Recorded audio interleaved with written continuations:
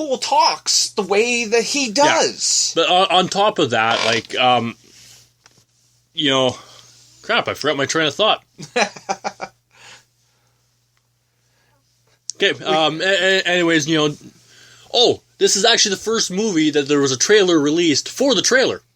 Yeah, that was actually pretty funny. It was Ryan Reynolds as Deadpool talking about the Deadpool trailer. It's coming tomorrow. Yeah, it's the first I've ever seen of it. It was very unique. I honestly thought it was the trailer. I was pretty much, bent over knee laughing. The movie. And then I realized starring the actor who has watched the Oscars on many occasions. Yeah. So, it was pretty unique to see a trailer for a trailer. Yes, absolutely. From a class act, actor from probably by far one of my favorite characters. I'm sorry, I can't single out I have a favorite character. It's my favorite male character. We'll say that. I'm obviously a huge Harley Quinn fan. I got everything Harley Quinn. You're wearing your shirt that has Harley Quinn and Catwoman and Poison Ivy. I don't know what you're looking at. I see boobs. Yeah, well, I think I'm Deadpool. So yeah, no, Deadpool is going to be the next movie to come out that is going to pretty much take the comic book world by storm.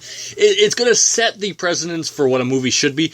So Fox, give up now because you'll never, ever, ever be able to compete with something like Deadpool. Absolutely. Here's the thing.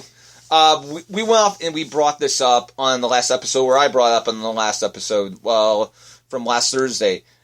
Several years ago, Marvel was trying to get the rights back for Galactus and Silver Surfer, and they actually offered Fox the movie rights for Daredevil to go off and to get, so they could get these characters. And Fox turned them down. Obviously, they've turned, Daredevil into a really good series on Netflix with season 2 coming out next year. But here's the thing. I'm just wondering... With the Punisher. With the Punisher and Elektra, which, I'm starting to get excited just thinking about it. Elektra is going to be in season 2 of Daredevil, and I state that for a reason, because one of our viewers I actually play games with, her game name is Elektra. Well, there you go. So there, you got your shout out.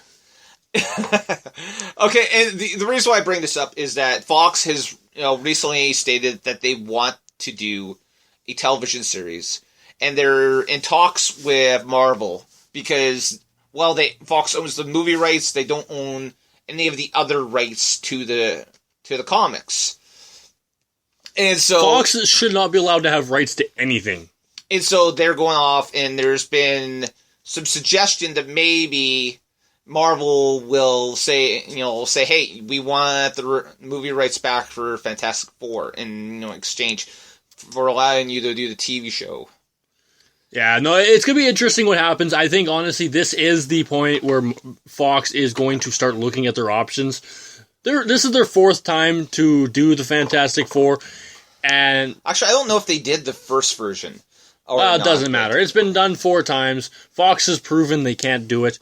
Good on Fox for continuously beating a dead horse. And honestly, here's the thing though, because they've came out with this movie, there's I don't remember, but all the rules and everything, but they now own the rights for the movie rights for Fantastic Four for another 75 years. They have, they have to do something with the property to be able to continue owning the rights to it. Because eventually, everything becomes public domain, and once it becomes public domain, anybody can do it, stuff with it. So basically, don't watch Fantastic Four for the next 75 years. Oh, God, help us all. Oh, if they continue putting out drab like that, I can live with that. Well, here's the thing.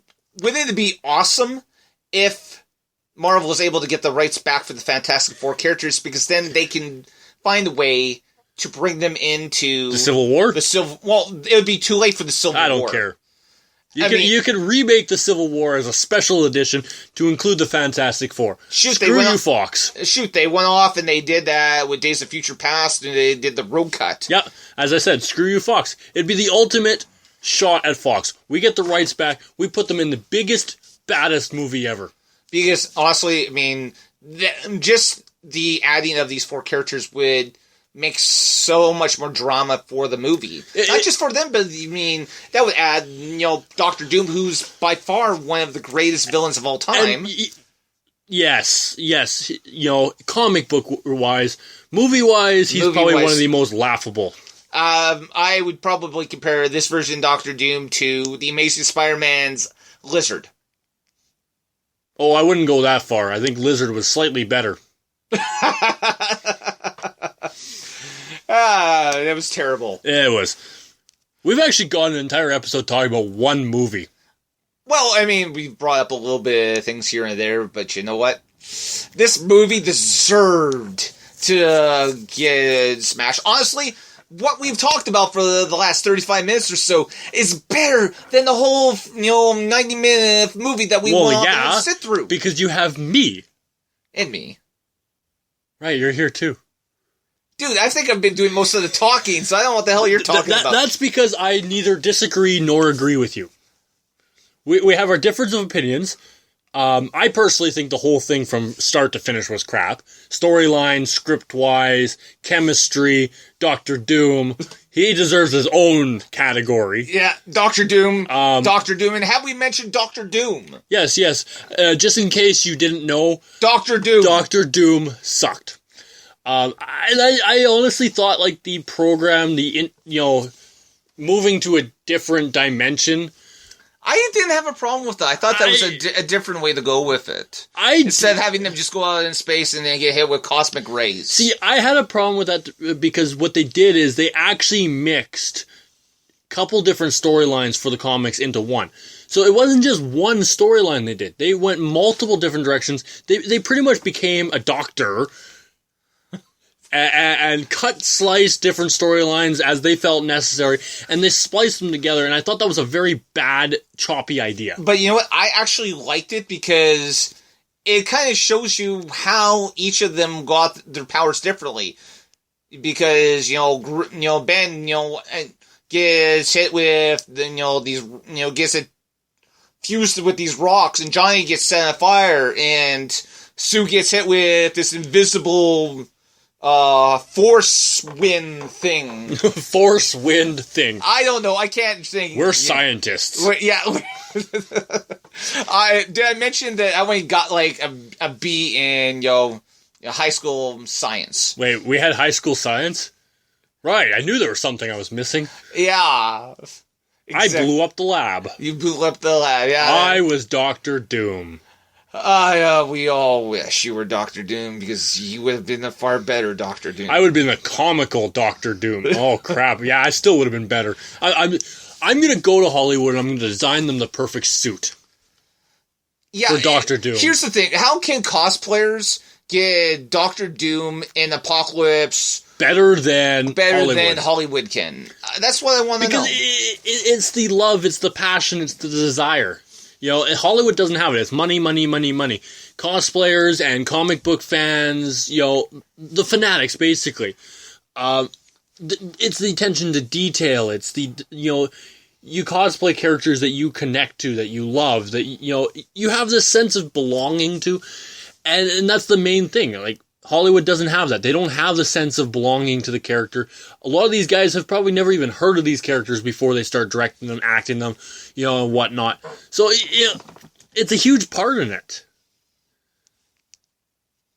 I don't really have anything to say because you've really, you've laid it out there perfectly, absolutely, and for whatever reason, while you're saying this, all I'm hearing is that song that Donald Trump used for The Apprentice, this goes money, money, money, yeah, money, money, that's all they care about. Hollywood doesn't care if a movie bombs, because what they do is they hype it up, they make this beautiful trailer, that half the time, those things in the trailer aren't even in the movie. These are alternate, clips that they shoot just for the trailer, just to make the movie look better than it is, to allow people to say, oh, I like that, it looks good, I'm going to go see it.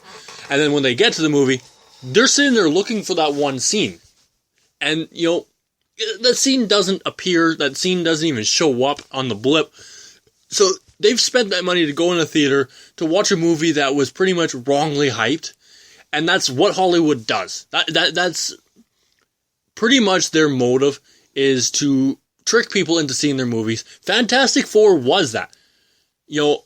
They kept saying the critics were wrong, the critics were wrong, critics were wrong. They kept hyping up different things. Almost daily they were putting up bios for the characters and talking about the characters, talking about the actors, and all this stuff. And they hyped it up to this huge fandom moment. And then you walk into the theater, you sit down, the movie starts, and you already feel like walking out. I agree. By the way, you didn't actually do this, but I did. I stayed to the bitter end of the credits. Ladies and gentlemen, don't bother. There's nothing during the credits. There's nothing at the end of the credits. I was thinking, just because of how everything seems to end with Doctor Doom, maybe we would see that he somehow survived or anything. There's nothing to even indicate that they might be going somewhere with this following the credits. I think they knew for a fact that they weren't going to be making a sequel a long time ago. So yeah, no, it's a shame. They took a good movie and they butchered it. But we need to wrap this up. We do. We've had a lot of good points tonight. We've had fun talking to all of you. Thank you for the comments. We look forward to seeing talking again. Obviously. So you can follow us on Twitter, at RealCaptFizz. So at RealCaptainFizz. You can follow myself at ThatMaskGuy. And of course you can follow the show at FizzMaskShow. If you like, you can send us questions through any of these Twitter accounts. You can also go off and you can email us if you're even doing that anymore, because I don't know who really does that anymore. But you can email us fizzandmaskshow@yahoo.com. Yeah, if you have any suggestions for topics in the future, maybe a movie you want us to talk about, comic books that you want us to talk about, anything really, just send us a message. We'll gladly, review it. We'll talk about it. And, And, I mean, it's also really a great way, because we're still looking for a logo for a show. I don't want to go too much into it, but we are looking to expand the show, and a logo would really help. We're also looking at a theme song for the show. And hey, you know what? If you guys have any songs that you want us to go off and to play that kind of go along with the theme of our show, Captain Fizz, he actually went off and posted a YouTube video for a song which I think epically goes off and gives you an idea of where our show is. Yeah, the final showdown. The final showdown, which honestly, I went off and watched a video of it with you, and I thought it was hilarious. Yeah, it's something I watched as I was growing up. I've been searching for it for years. I could never remember the whole name. So yeah, no, it's on my Twitter. And you know what? You can look up the video replays, so to speak, on YouTube. We seem to fix some of the issues that we were having. Not all of them, some of them. All of them. And so I still haven't gone around to doing playlists, but you know what? Hey, this is probably one of the most funnest things that I do all week. I work 9 to 5 at another job. Incidentally, someone went off and told me I looked like Austin Powers, Mike Myers himself. I'm never taking my mask off ever again. So you know what? We got to get out of here. Good night. God bless. May the force be with you. And stay frosty, everybody. Good night, everybody.